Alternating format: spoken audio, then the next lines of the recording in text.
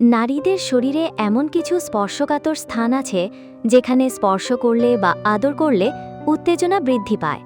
তবে একেকজনের ক্ষেত্রে এই স্পর্শকাতর স্থানগুলো ভিন্ন হতে পারে।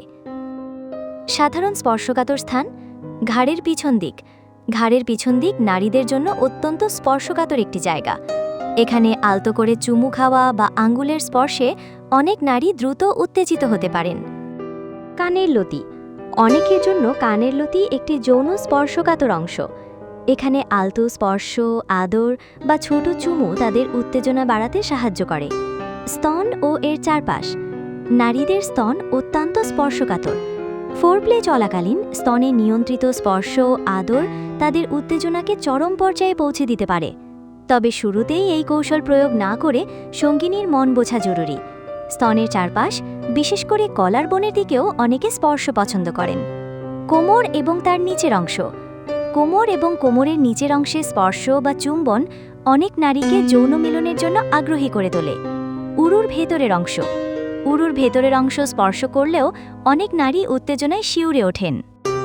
জি স্পট: এটি যোনির ভেতরের একটি অংশ, যা কিছু মহিলার জন্য অত্যন্ত কামোত্তেজক।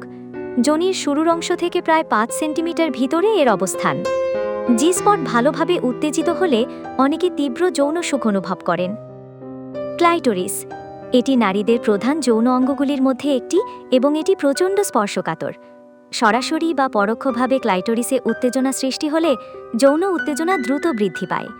মনে রাখা জরুরি: ব্যক্তিগত পছন্দ। প্রতিটি মানুষের শরীর ভিন্ন, তাই উত্তেজনা সৃষ্টির স্থানগুলোও ভিন্ন হতে পারে। আপনার সঙ্গিনীর কোন স্থানে স্পর্শ করলে তিনি বেশি উত্তেজিত হন তা জেনে নেওয়া জরুরি।